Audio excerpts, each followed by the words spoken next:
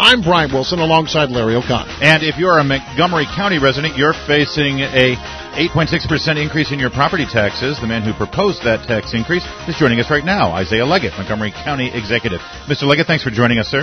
Thank you for having me. Good morning. Let me ask you, you've got a lot of low-income people living in Montgomery County paying some relatively high rent for such a great place to live.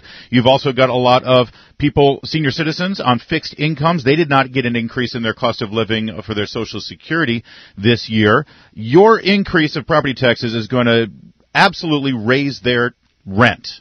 Why are you doing that to those people? Well, first of all, we have a case that we had, the Wynn case, that added about $50 million to our budget this year. This is the Supreme Court decision that said that the taxes that you had been charging to Montgomery County residents was actually illegal, and you've got to return all that money back to taxpayers. But I have some good news, and you guys are the first to hear about it.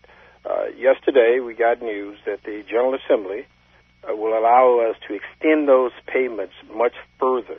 In other words, we had to start paying this year based on a legislative enactment that the governor is allowing to come into law. We had asked for an extension to allow us to pay it over a longer period of time and start in FY19. As a result of that, I am lowering the tax rate from 3.9% to 2.1%. That would reduce the average household bill from the typical $325 to about $225 to about $18 per month. So it's a significant decrease based on the General Assembly's action. This is the first time I'm announcing this, so a letter will go out later on today informing our residents that we've had a significant decrease from what I originally announced 2 weeks ago. All right, so it's not going to be 3.9, it's going to be 2.1. But here, I guess the thing that I have sort of a question about is you got a $5.27 billion budget proposal on the table.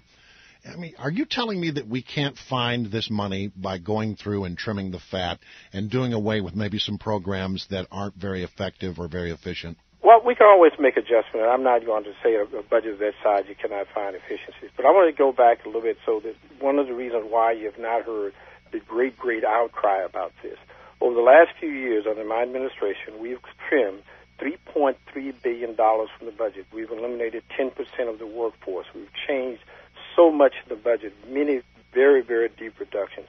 Throughout all of that, throughout the fact that the government has closed, we've had sequesters, all of that, Montgomery County has maintained a AAA bond rating. In fact, if you look at our taxes today, they are 5% lower than when I originally came into office. We now have the highest financial reserves in the history of the county. The county's run very well, and I think people recognize that, and this is one of the reasons why you see we have not had that outcry. For the last 2 or 3 years, for example, we have not had a tax increase above our charter limit. In fact, it has been basically flat, where all of our neighbors, including Fairfax County and others, have gone up substantially. And so I think that we've made a very strong case as to why we need the money this year. One was the Wynn case, and I promised the residents that if we got relief on that I would reduce the taxes, which I've just announced, and for our school system, which is growing at about 2,000 students per year. I think people recognize that. So when you look at what I'm asking for and look at the history of what we've done and how well we've managed budgets, I think people will recognize that this is about time we need it. I want to talk about those school cost increases in a moment, but you just talked about how you haven't raised the property taxes over the charter in the last, 2 years, did you say? Yeah, so our last 3 years. Okay, well, I mean, I'm talking over the charter limit since 2009, I'm sorry. Well, your first year in office, you increased the property taxes over the charter limit. Right, that was back 2009. And since that time, we have not raised it. Have there not been increases, not beyond the charter limits, but there have been increases in the property taxes? Yeah, relatively small increase. In fact, it 7 of them. This is the 8th. And next year it went down $17, but it's been relatively flat. This is the $17 per year now, not a month. That's the entire year. That's about $1 a month. Let me ask you about all those new students that are hitting Montgomery County. Let's face it, a lot of them are people who are not just new to Montgomery County, they're new to this country.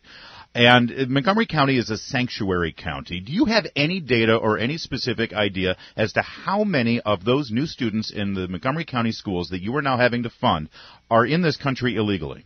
Well, let me go back in your definition. We're not a sanctuary city. I think if you look at what we do in Montgomery County, it is not San Francisco, but it is more welcoming than some of our neighbors. So we're not a sanctuary city. We, in fact, under certain conditions, we cooperate with ICE and others in terms of the people who come to Montgomery County. But we're not the price, what I would describe as a sanctuary city. We are more welcoming. And I can't give you the numbers per se as to the number in our school system, but I would admit that we have had an influx of people who are from outside of Montgomery County who I would say who are not properly documented according to the law.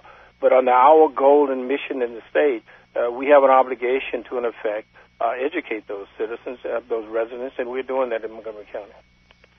Yeah, but it means that the people who are here legally and who have played by the rules are now having to pay more money to support people who have come here and are not playing by the rules and are here illegally. Well, and those children cost more money because English is their second language. That's right. You got to do all that ESOL stuff. Well, I would say that there is some price to that, but I'm not going to exaggerate the price that it will be as a result of the entire tax increase. Even if you did not have those residents in, when you look at the per-student ratio and you look at the performance of our students, I think that we will have to make some adjustments. But I'm not going to say to you that it does not have any impact. What I will say to you that we will still have an impact and probably need a tax increase based on all the reasons I've described earlier. But you're correct that there's some cost to it, but I will not exaggerate that cost to say that it's responsible for all that we have to do in Montgomery County. I want to, just one other question about another topic, and that has to do with your desire to put rapid transit buses on the Rockville Pike. I mean, every time this comes up, it has been sort of shot down, and it keeps coming back to life. Tell me why you think that putting buses in dedicated lanes on Rockville Pike is the answer. Well, we're looking at that, and we may come up with a different formula. It may be a more dedicated bus that will go down Rockville Pike. We have an analysis and program which we're looking at now to make sure that is the case. It may not be in Rockville Pike in terms of a bus rapid transit, but we do need additional transit down Rockville Pike. Whether it turns out to be the bus rapid transit, we're still studying that, and part of what I've just placed in the budget is an analysis to make sure that is appropriate and will not cause any further disruption as it relates to dedicated lanes and the traffic that's already there. Yeah, I just would point your direction to the streetcar situation on 8th Street, D.C. Yeah, exactly. I mean, it seems like to me that's what you're suggesting, and it doesn't sound like it's going to work. But that's just me. But Montgomery County Executive Mike Leggett, let's just recap the news that you broke here.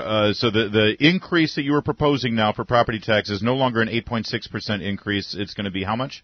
It will be about a 6.5.8, 6-point increase, and it will go from 3.9 cents per $100 of assessed value down to 2.1 cents, right. And that will be what I'm sending out probably about an hour from now in a news release. See, just knowing that you were going to have to face off with Brian and Larry this morning on WMAL. We're going to declare complete victory. Right there, we got you. I'm going to call it, you're the result of what I did. Just knowing that.